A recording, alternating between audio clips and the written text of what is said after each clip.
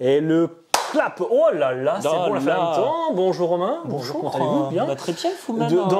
Alors, on est ici, on se retrouve après quelques jours, on ne s'est pas vu, évidemment, pour tourner cette nouvelle émission. Toujours la même pose, bien chaloupée. Chaloupée, on est bien entre nous. Alors voilà, comme on s'aime bien, oui.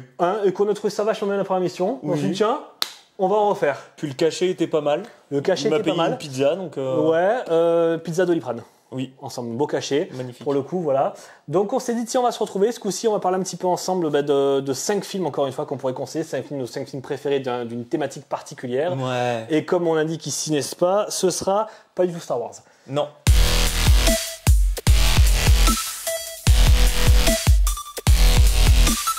Ce sera donc le top 5 des films de science-fiction. Ouais, on va partir sur la science-fiction. Il paraît. Mais avec une condition. Puisque nous sommes tous les deux de grands fans de Star Wars, oui, il n'est pas interdiction formelle de mettre Star Wars dedans. Et voilà, l'émission va être chiante. Mais non, elle va être très bien, très très bien. Mon micro est allumé? Oui. Ton micro est allumé? Oui, pareil. Nous pouvons y aller. C'est parti pour le top 5 des films de science-fiction avec le numéro 5. Romain, quel est ton 5e film de science-fiction préféré? Ah bah écoutez, on va commencer avec une petite Madeleine de Proust. Ah, très bien. D'accord. Prouston. Je vous laisse fermer les yeux. Je ferme les yeux. Et imaginons un petit réalisateur qui commence, qui a quelques petits films à son de type Steven? Ouais, de type Steven. Très bien, je vois le genre. Et un petit extraterrestre un peu moche, mais quand même adorable. Qui fait très peur à ma femme? Oui, c'est possible. Tout à fait, d'accord. Donc pour moi, le numéro 5 sera E.T. E.T., très bien, bien vu. Je n'y avais pas pensé, mais bien vu. E.T., Elise, c'est pour toi, cadeau. Ma femme qui a peur d'E.T. Voilà. Mais il est adorable. Non, mais il cherche pas à comprendre. Ma femme a peur. Il a un doigt qui s'allume, à un moment donné, qu'est-ce que... Je sais pas où il va sur doigt, mais... Oui, non, mais ça, après, ça... Ça ne nous regarde pas. Oui. Alors, pourquoi E.T.? Pourquoi E.T.? Parce que, je sais pas, depuis tout petit, j'ai trouvé le film adorable. Ouais. Déjà, toute la partie avec le gamin et tout ça, je la trouve incroyable. Le moment où ils se rencontrent et tout ça, je trouve ça très drôle. Même maintenant, alors que le film a... C'est vrai. Ah, 82. Ouais, ben, 40 et quelques, ouais. 43 ans. Et puis, ne serait-ce que juste quand un film comme ça est fait, qui devient un symbole du cinéma incroyable, avec ce vélo qui passe par-dessus la Lune. C'est vrai. Enfin, par-dessus, par devant la Lune. Oui, parce que par-dessus, c'est un peu compliqué. Oui, voilà, et puis toute cette scène déchirante de la fin. Avec cette double analyse aussi, qui est très pertinente, qui est donnée par Karine Noache notamment, sur le fait que c'est à la fois une histoire pour enfants, mais aussi une histoire pour adultes, avec pas le deuil, mais le deuil de son père. C'est ça. Le deuil de son père. Clairement le deuil là-dessus. Enfin voilà, moi ce film, c'est une petite... Très bien. Petite pépite comme ça. J'ai envie de te dire oui. Oui. Je plus sois, je valide, tout à fait. Je me dis oui aussi. Je te dis oui, parfait. Et je valide mon numéro 5. Très bien, je valide aussi votre numéro 5. Mon numéro 5 à moi est moins connu, plus récent, film de 2013, et ça c'est un petit clin d'œil à notre petit Antoine s'il nous regarde. C'est Cloud Atlas. Oh, je connais pas du tout. Pas du tout. Et voilà. C'est un film fait par alors maintenant c'est la famille, maintenant c'est les sœurs, à l'époque c'était la famille Wachowski. À tes souhaits. Mais voilà. Oui, d'accord. Et Tom, alors j'ai plus son Tom, je sais plus comment. C'est un film avec Tom Hanks, Halle Berry, avec Hugo Weaving, il y a plein d'acteurs extrêmement connus. Ouais. C'est un film qui se passe sur plusieurs générations. Ok. Qui part donc de l'esclavage 1600 et quelques, et qui va jusqu'à un monde post-apocalyptique en passant par 1800, 1970, 2012, 2100 et quelques, et un monde post-apocalyptique. Et en fait, tous les personnages, en fait, c'est les mêmes acteurs qui jouent des personnages différents, enfin une espèce de descendance. Ouais. Et en fait, c'est une espèce. J'ai fait une émission à ce sujet, pour ceux qui regardent ma chaîne YouTube, qui ont vu à contre-courant sur Cloud Atlas. J'ai fait une émission à ce sujet, et en fait, c'est une véritable quête de liberté autour de l'art. C'est extrêmement beau, c'est super bien fait, et c'est alors.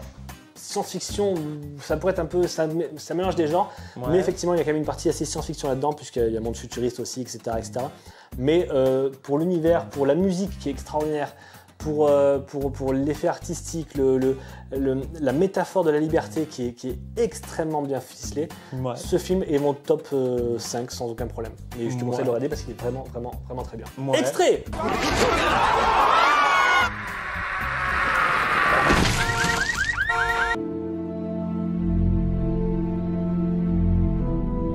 Alors, ton numéro 4, quel est-il? Et numéro 4 qui vient d'un petit studio un petit peu indépendant, un petit peu qui marche pas trop, qui a pas... Warner Bros? Non, qui a 6 parcs autour du monde, Disney? etc. Ouais. Ok, très bien, Disney. Wall-E. Wall-E, oh putain, oui, bien joué. Ouais. Wall-E, que je trouve incroyable, et la description qu'il peut avoir de l'humanité qui est en train de descendre petit à petit dans je ne marche plus, je bouffe beaucoup, je reste devant les écrans, etc. Enfin, on est les premiers à le faire, hein. Oui, bah oui. La preuve en est. J'ai toutes les notes là-dessus. Mais ouais, mais je peux marcher. Tu peux marcher? Je le montre. Non. Prouve-le. Bon, d'accord. Mais du coup, je m'en vais. Marche, reviens ici. Marche ici qu'on va. Ah non, magnifique, bravo. Voilà. Si j'arrive à mettre un pied devant l'autre. Toute cette partie-là où je trouve ça incroyable, et le fait que ce soit deux robots qui arrivent à redonner un petit peu voix en l'humanité. C'est très beau, ouais. Wall-E, c'est mon Pixar préféré, c'est vrai. Ouais, et puis même cette petite histoire d'amour mignonnette entre les deux. Déjà, un est adorable alors qu'il a une sale tronche, et l'autre vachement futuriste. Mais je trouve pas qu'il a une sale tronche, je le trouve super mignon, personnellement. Alors, moi je le trouve mignon, mais ça vient quand même. C'est quand même un robot qui vient d'une décharge, quoi. C'est pas non plus le. Il y a plus de glamour. Quand on te dit Ferrari, tu penses de suite à une F40, tu penses pas à une 2 chevaux, quoi. C'est vrai, tout à fait.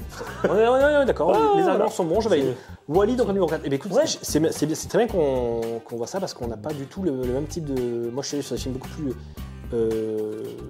SFSF, et là-dessus, tu me sors un Pixar, c'est vraiment une excellente idée. J'ai pas du tout pensé. Et pour le coup, c'est pour ça que je suis très content de t'avoir ici. Si besoin, vous dites. Je le dis, pas de problème. Merci beaucoup, monsieur. Merci. Pardon, excusez-moi. Mon numéro 4 à moi. Mon numéro 4 à moi, c'est un film cultissime. D'accord. Alors, ferme les yeux, pareil. Imagine des chiffres. Ouais, des lettres. Non. D'accord, pas des chiffres. Ok. Des chiffres. Plein de chiffres qui diffusent. Fond noir, chiffre vert. Ah, mais oui, Retour vers le futur.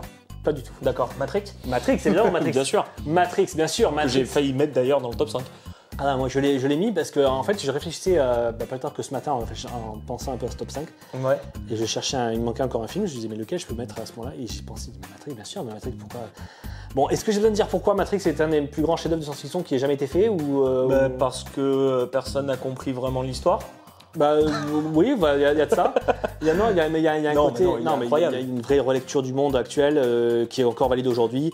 Il y a des effets spéciaux qui ont été novateurs pour l'époque. Il y a un storytelling qui est assez incroyable. Les agents qui sont. Moi, pour le coup, ils m'ont toujours fait flipper ces agents. Alors qu'ils n'ont rien de spéciaux en soi. C'est ça qui est génial. C'est qu'ils sont affreusement banals, entre guillemets. C'est-à-dire que c'est pas des montagnes de muscles. Ouais. Alors que Matrix sort en 99, on est quand même à la fin des années 90, où on avait encore cette espèce de années 80-90, ces films un peu de gros bras d'action, très bourrin, etc. Ouais, je suis d'accord. On sort sur un truc comme ça avec un héros qui aurait dû être Will Smith à la base. Qui est comme ça et qui... Et Keanu Reeves qui est extrêmement bon dans le rôle. Et finalement, effectivement, les méchants en face, ce sont des gens que tu pourrais croiser dans la rue. Ouais. Et ça, c'est assez extraordinaire. C'est assez incroyable pour le coup. Et ça mérite d'être dit. Et dis-le. Mais je le dis, c'est assez incroyable pour le dire. Et puis c'est une mythologie à lui tout seul, ce film. Ouais, non, je suis d'accord. Et les suites, bon, je parle pas du 4, parce que le 4 est pas terrible. Bravo, alors ça, l'élégance, c'est magnifique. Je parle pas du 4, mais la trilogie, pour moi, est très très bien. 4 si le 1 est au-dessus, mais la trilogie... 4 que j'ai pas vu, mais... non, mais après, je sais pas, à un moment donné, les 3 premiers suffisent tellement. Oui. Il y a plein de sagas, parce que Warner Bros a dit si tu fais pas, on fait confiance en toi. Ouais, non, mais j'ai bien compris. C'est tout, donc ils ont fait. Mais le 4, en fait, typiquement, ils pouvaient pas faire autrement. Ils s'étaient obligés de faire une suite, donc c'est la meilleure suite à faire pour ce qu'ils étaient obligés de faire. Ouais. Mais ça n'existe, ça n'a pas lieu d'être. Ça n'a pas besoin d'exister. Je suis d'accord.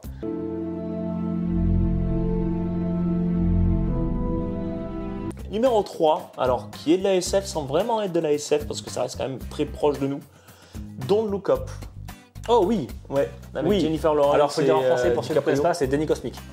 Film de. Ah ben je connaissais pas du tout le titre français, c'est Déni Cosmique. Voilà. Il y a tout ce truc de maintenant où les gens ne croient que ce qu'ils ont envie de voir aussi, alors que les mecs sont en train de leur dire les gars, la fin du monde est bientôt. Ouais. On a un truc qui nous arrive sur la tronche et on ne peut rien faire maintenant pour le truc. Et ça alarme personne. Et puis DiCaprio est incroyable. Donnez-lui un Oscar. Ah ben non, c'est déjà arrivé. Mais tous, Jennifer Lawrence est géniale aussi, Meryl Streep, le casting ils sont tous incroyables. C'est vraiment super. D'ailleurs, tu connais la petite anecdote, petite aparté, entre nous. Meryl Streep, pendant longtemps, elle était vexée sur le tournage parce que tout le monde l'appelait The Goat. Et elle pensait que c'était The Goat. Ouais, j'avais entendu pour la chèvre. Pour la chèvre, non. La chèvre, ouais. Et au bout d'un moment, elle dit c'est bon, on savait parce que je suis le Goat. Et Jennifer Lawrence lui dit mais t'as conscience que Goat ça veut dire Greatest of All Time. Ouais. Alors, une petite anecdote assez marrante pour le coup. Oui, je l'avais entendu. C'est sympa. Pour revenir sur le film, effectivement, je trouve que ce qu'il y a de génial dans ce film, c'est que c'est de la science-fiction sans être de la science-fiction. C'est-à-dire qu'en gros, c'est de la science-fiction de se dire que les gens réagissent comme ça, alors qu'en réalité, l'histoire a prouvé qu'ils réagissent déjà comme ça. Ah oui, et ça c'est trop bien. La manipulation des médias, tout en fait. Tu veux montrer que quelqu'un est dans une urgence et que le mec il a toutes les raisons possibles d'un point A jusqu'au point Z de prouver qu'on va tous crever, etc.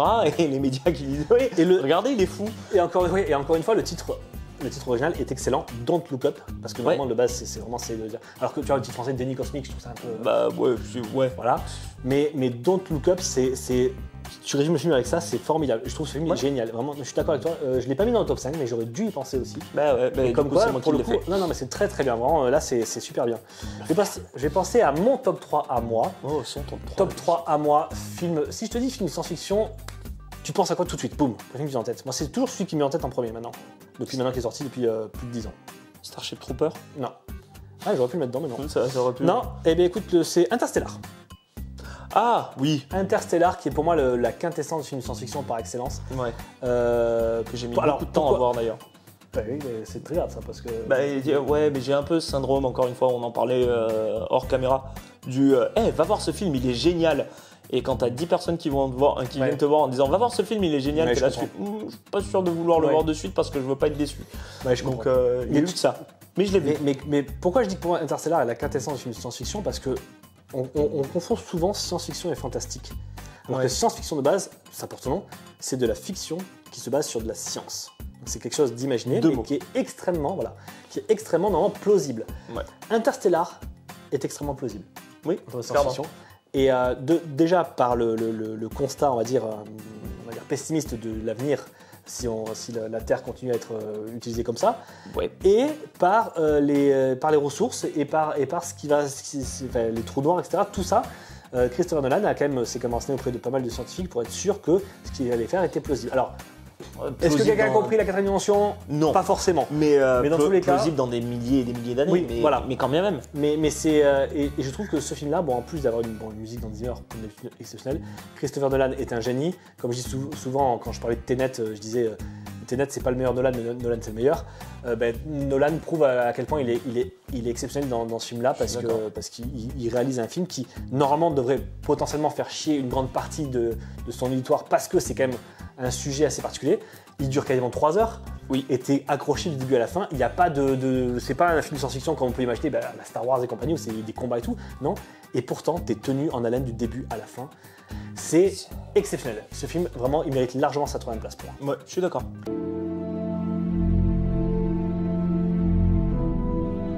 Du coup, pour mon top 2, pareil, on revient un petit peu en arrière et on parle d'un acteur qui a fait pas mal de films de science-fiction. Will Smith est dans ce film. Men in Black? Non. iRobot. Oh oui. Oui. Je trouve ce film incroyable. Alors j'étais plus jeune et je ne l'ai pas regardé depuis. Je compte en faire une vidéo bientôt. Donc je sais pas s'il a bien vieilli ou pas. Mais je trouve ce film incroyable. Cette histoire avec les robots et tout ça. Avec un jeune Shia LaBeouf qui démarre en plus à ce moment-là. Oui, avant qu'il se tire des balles dans le pied. Oui. Mais ouais, le film est très très bien. Will Smith est d'une justesse. Pour une fois, il fait pas du Will Smith. C'est ce que j'adore. Et Dieu sait que j'adore cet acteur jusqu'à la tarte. Mais ouais, c'est Will Smith qui joue vraiment, qui se laisse envahir par ses émotions, qui se laisse.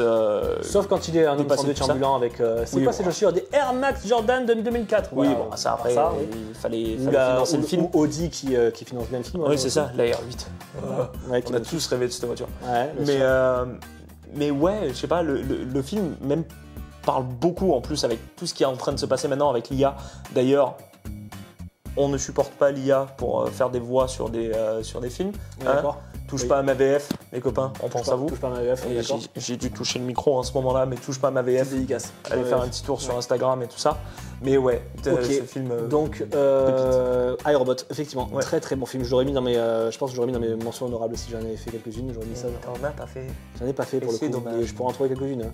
Moi, mon numéro 2, à moi, grande surprise, c'est un film de Christopher Nolan, à nouveau. Mais non. Bah, vous avez, numéro 2. Alors, si c'est pas Interstellar, qu'est-ce qui reste? Non. Inception. Et ben voilà, Inception. La toupie. La toupie. Alors, j'ai fait une vidéo sur le sujet, la toupie, c'est pas forcément ce qu'il faut regarder. Mais non, Inception est un film de science-fiction que je trouve absolument formidable. Madame Cotillard qui est incroyable dedans. Science-fiction, est-ce qu'on peut dire c'est science-fiction fantastique? C'est vraiment un peu entre les deux aussi à ce niveau-là. Mais l'intrigue est géniale, les acteurs sont très bons. Le côté perché de Nolan, comment il nous absorbe dans son film hyper complexe et en même temps à la fois on est pris dans le truc, on vit l'émotion avec lui, on suit le truc. Et puis une fois qu'on connaît un peu la véritable fin, entre guillemets, même si Nolan ne l'a jamais avoué, j'ai fait une vidéo extrait. Salut à tous. Ce film, je trouve qu'il est absolument formidable en tout point. Et rien que la bande-annonce, c'est la première fois où un teaser me donnait envie de voir un film à ce point-là, c'est exceptionnel. Le teaser, quand tu regardes ce teaser, je sais pas si tu te souviens, tu vois le teaser, tu disais j'ai rien compris au film, mais je veux le voir. Bon, alors après, je te dirais, j'ai vu le film et j'ai rien compris au film, mais je veux le voir. Et bah alors, j'ai une vidéo pour toi. Extrait. Salut. Voilà. Alors, moi je vais dire Star Trek. Ah ouais, mais moi j'accroche pas avec Star Trek. Voilà. Star Trek, surtout le reboot qui est monstrueux. Ma belle-mère et ma copine adorent ça, mais j'accroche pas avec Star Trek. Qu'est-ce que t'as regardé? Est-ce que t'as regardé des films, t'as regardé des séries? J'ai regardé un petit peu de tout, même les anciens. J'ai regardé la dernière série Picard. Non, les acteurs sont bien. Est-ce que t'as vu le reboot de 2009 avec de J.J. Abrams? Ouais, j'accroche pas. Ah, mais pourtant, c'est Star Trek, moi ça me parle pas. Est-ce que tu aurais une mention honorable à donner? Mention honorable, bah. Allez, une seule. Une seule. Sur quoi on pourrait partir en mention honorable? Non, bah non, mais pareil, il y a un autre univers de Steven Spielberg. Enfin, je suis désolé, mais non. La Guerre des Mondes. Retour vers le futur. Ah, bah effectivement. Alors même s'il y a 2-3 trucs qui sont un petit peu discutables dessus, mais c'est la saga, elle est tellement iconique, cette trilogie. Enfin, il y a ça, puis après. Ça m'emmerde beaucoup ce que tu dis.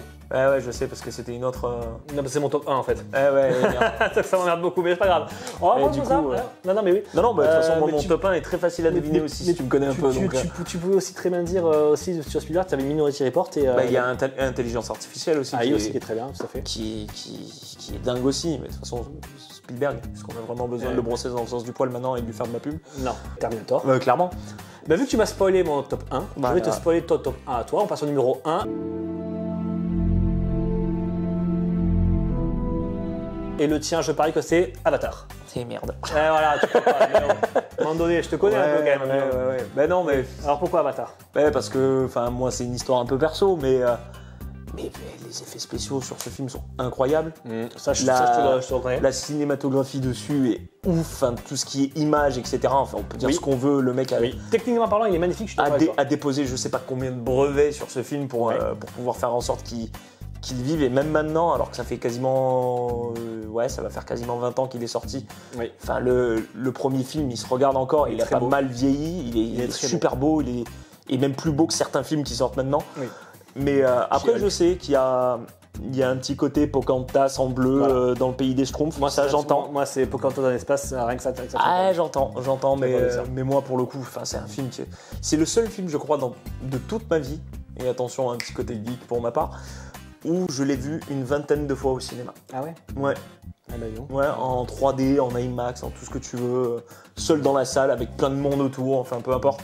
Ça m'a tellement bercé et ça m'a tellement aidé. Déjà les musiques de James Horner qui sont incroyables, mais je sais pas, ce film me parle beaucoup et je trouve que il y a une suite maintenant.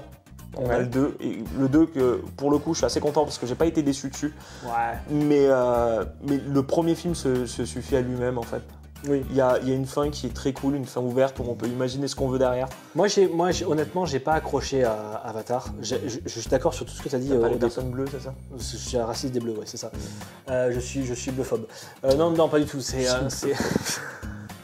Je ne mange aucun bonbon bleu, tu vois. Je comprends. Voilà. Non, mais en réalité, je suis d'accord sur toute la partie technique. Donc, il est magnifique, il est très beau. La cinématographie est très belle. La musique est très belle. Techniquement, c'est incroyable. Même la 3D, je suis pas très 3D, c'était bien fait. Non, moi non plus. Il se regarde toujours très bien, je dis pas de problème. Moi, je suis quelqu'un, j'ai besoin d'une vraie histoire. Et Pocahontas dans l'espace, c'est un truc qui m'a. En fait, j'entends. En fait, le truc, c'est que, en sincérité, il aurait pas autant marché j'aurais adoré. Mais le fait que ce soit le plus gros succès de tous les temps, je suis d'accord. Ça, c'est un truc qui m'énerve parce que ça casse un peu le truc. Ça ne mérite pas, je trouve. Voilà, c'est mon point de vue, même si je reconnais que le film est très bien. Non, mais c'est ce qui fait aussi que James Cameron peut te donner une histoire bidon en soi, et ça fonctionne. Ça prouve une fois que le mec a tellement travaillé son sujet que même avec une histoire basique et bateau, et je le reconnais, arrive à te faire gober un truc mais incroyable. Et en plus de ça, en parlant de parc d'attractions, etc., moi qui suis un grand fan là-dessus, le mec a créé tout un univers où il y a une encyclopédie commasse sur toutes les plantes, pourquoi elles fonctionnent, à quoi elles servent pour les navis en eux-mêmes, les tribus, les machins. Et je trouve ça incroyable que le mec ait créé un lore comme ça sur un seul film. Bon, très bien. Très bien, très bien. Mais écoute, moi, mon top 1 à moi, vu que tu l'as dit dans tes mentions honorables, pour moi, effectivement, mon top 1, c'est Retour à le futur. Déjà parce qu'il y a une madeleine de Proust énorme.